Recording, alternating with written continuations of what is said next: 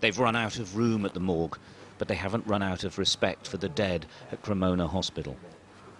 The next batch of the lost waiting for cremation are laid out in the hospital chapel before collection.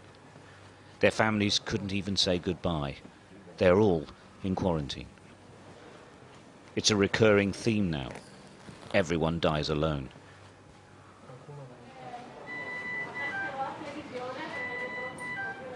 They came from here, the hospital's intensive care unit, which is on the brink of collapse.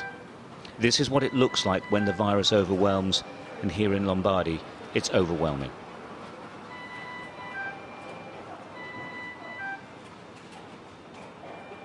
These patients are critically ill. In all probability, they won't make it. The staff have no cure available to them. They're just trying to keep them alive. Every 13 to 16 hours, they turn the patients over to relieve the pressure on the lungs.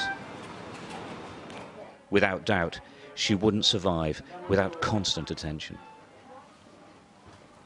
The patients are highly contagious. Where possible, they're observed from a distance, but most of the time, that isn't possible.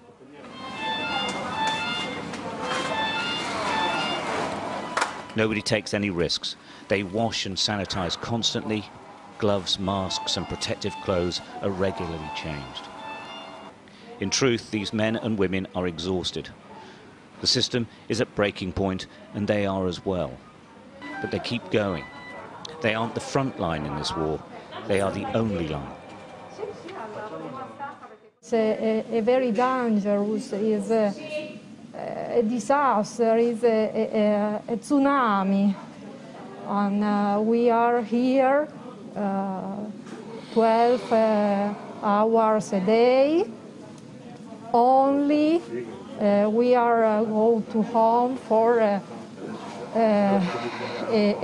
few hours and come back here for the work, because we are here for the patients. The first, perhaps only bit of good news for the teams here is this man. We couldn't approach him, he's still too weak, but he waved. He is recovering. After 2 weeks, he is getting better. In that 2 weeks, though, not one other person on this ward improved, or worse, they died. What's really interesting here is that now they've had to extend the intensive care unit, but now it is absolutely full. It's absolutely full in every hospital in Lombardy. They're hoping that some can be taken away. And the other really frightening development is that the patients are getting much, much younger because they are not being treated in hospital because there's no room for them. That is a big, big change, because the virus has mainly affected the older age groups. Now they're talking about people in their 30s and 40s. That hasn't been seen anywhere so far. The only illnesses being treated in Cremona Hospital now are linked to the coronavirus, and it's spreading. We opened this side of the department to intensive care only yesterday, and today it's already full. Well, so in one day it's full? In one day, less than one day, yes. Emanuela Catenacci is a neurosurgeon normally. Now she's working in intensive care. She asked to send a message to the world. Lockdown. If you can see what's happened in another country or in another part of your country and wait to do something, I think now it's not more an option.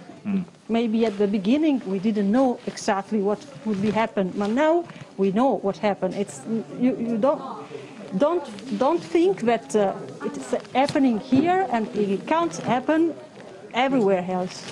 It will. Because it will, if you don't do anything to stop it. In Lombardy, they haven't run out of hope, but they're struggling with pretty much everything else. They're waiting for the epidemic to peak, but it could be weeks. It could be much longer. Stuart Ramsey, Sky News.